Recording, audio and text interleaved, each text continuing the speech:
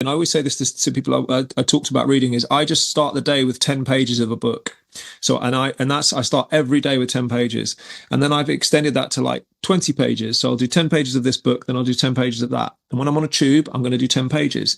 And I just chomp my way through books, 10 pages at a time. And if you read 10 pages a day for 3 months, right, you've basically read War and Peace. Nearly. War and Peace is a bit longer than that. But let's say 4 months you've read War and Peace. That's just 10 pages a day, because that will be 90 days, 900 pages, or 1,200 pages. So you probably would have read War and Peace in a month. So you can chomp through like massive books in a kind of bite-sized way. And that would be a tip, is just work through things slowly.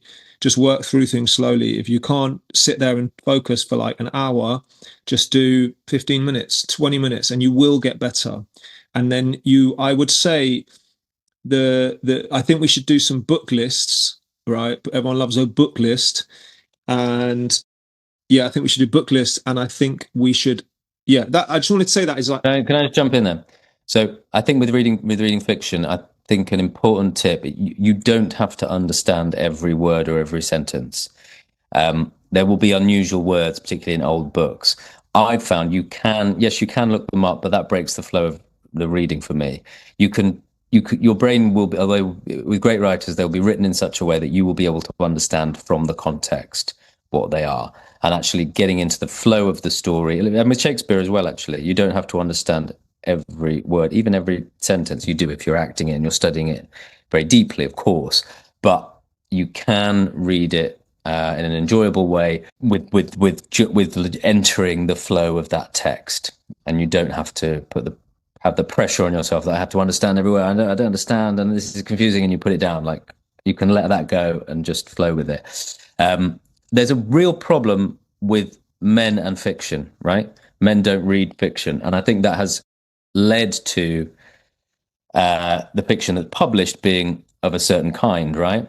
And then there's a kind of snowball effect that men don't read fiction because it's maybe a bit feminized, and so the publishing world becomes only for women, and that only disincentivizes men from reading anyway. So I really think we should push for men to read more fiction. There's something about the male mind, I think, that like the fact that things aren't true, that things are like, why should I read this just made up? Like, I want to read about this history thing, which is great, and I love reading history as well. But I feel like we should push against that a bit and make like reading stuff that is made up great and cool, right? Yeah, if you're going to go to the gym with your mates, you should be talking about Tolstoy and Dostoevsky in between your sets on the bench. We sort of joke, but actually, it probably is the way.